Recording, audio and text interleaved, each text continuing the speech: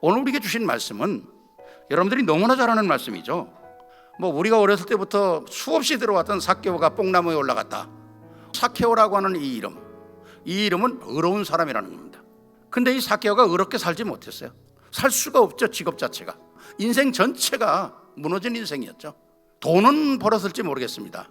사람 관계 속에서는 말할 수 없는 천대를 받고 살았다. 이 유대인이 하나님을 섬기는 성전에도 못 들어가고 뒤돌아서선 욕하고 얼마나 참 힘든 인생을 살았겠어요. 오늘 10절 말씀 보니까 인자가 온 곳은 잃어버린 자를 찾아 구원하려 함이라 그랬습니다.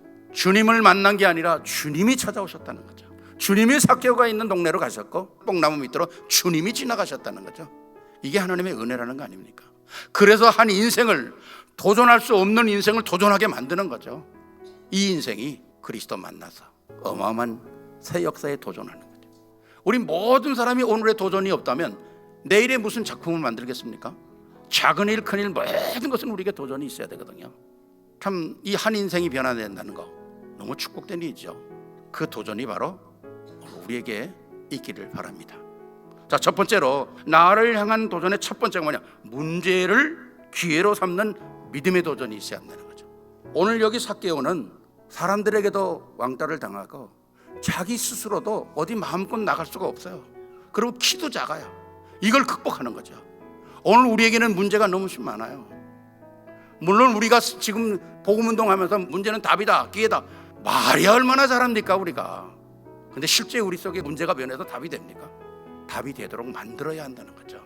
답이 되도록 만드는 게 바로 그리스도 아닙니까? 그리스도의 그 깊이와 넓이와 높이와 길이를 얼마만큼 내가 이해하고 가지고 있느냐에 따라서 그 힘의 파워가 달라진다는 거예요. 오늘 이 삭개오가 자기가 가지고 있는 많은 문제들 속에서 그 문제에 묶이지 않고 도전하는 거죠. 그러니까 모든 문제에 있지만은 그 문제를 해결할 수 있는 힘이 바로 내 안에 어마어마한 능력을 갖고 계신 그리스도라는 거죠. 우리가 진짜 어떤 문제든지 나를 절망시키는 게 아니라 하나님의 축복 속으로 끌고 들어가는 거죠. 믿음으로 승리한다는 말이 그 말이거든요. 내 삶 속에 과거에는 상처여 눌림이여 아픔이었던 것이 복음을 딱 깨닫고 나니까 이게 살아있는 메시지가 되는 거예요. 오늘 이 삭개오가 자기의 문제를 가지고 해결할 방법이 없었는데 그리스도 만남으로 말미암아 완전한 회복이 되는 거거든요. 삭개오야 내려와라, 내가 오늘 내 집에 유하겠다. 주님이 우리 안에 들어오시는 거죠. 영접하고 드렸다 그러잖아요. 누가 뭐라도 관계없는 거예요. 그리스도를 딱 맞는 순간 내 인생의 모든 것이 여기에 있구나 하고 딱 붙잡고 주님 자기 집으로 영접하니까 자기의 문제가 다 해결되는 거죠. 내 인생 새로운 도전을 향해 오늘 하나님의 말씀이 여러분에게 살아있기를 바랍니다. 그리고 문제 속에 여러분의 삶 속에 하나님의 말씀이 답이 되기를 원합니다. 오늘 삭개오를 통해서 새로운 역사가 일어나는 것은 바로 삭개오의 도전이 있잖아요. 뽕나무에 올라가는 겁니다. 만나려고 애쓰는 겁니다. 그게 우리의 예배 아니겠어요? 우리의 믿음은 생각과 마음이 하나가 되는 겁니다. 집중이라는 말이 뭐예요? 이게 하나가 되는 거예요. 그러니까 예배에 온다는 것은 이건 어마어마한 거거든요. 정말 이런 축복이 누리기를 주의 이름으로 축원합니다. 두 번째입니다. 나를 향한 도전이 뭔가? 복음을 가정에서 누리는 도전입니다.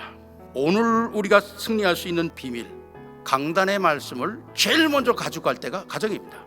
강단의 말씀을 제일 먼저 가지고 가서 확인하고 누릴 것이 가정이에요. 그러니까 가정에서 이 복음을 못 누리면 실패하는 거죠. 방주는 노아의 최대 인생 작품입니다. 물 때문에 망하는 시대에 물 때문에 살아날 수 있는 유일한 방법, 내 가정 살리는 유일한 방법, 내 후대 살리는 유일한 방법, 주님밖에 없는 거예요. 우리가 가지고 있는 복음은 논리적이지만은 우리는 세상에 살고 있기 때문에 세상 사람들에게 말씀을 풀어야 합니다. 이해되도록 해답을 줘야 된다는 거죠. 정답을 주는 게 아니라 해답을 줘야 돼요.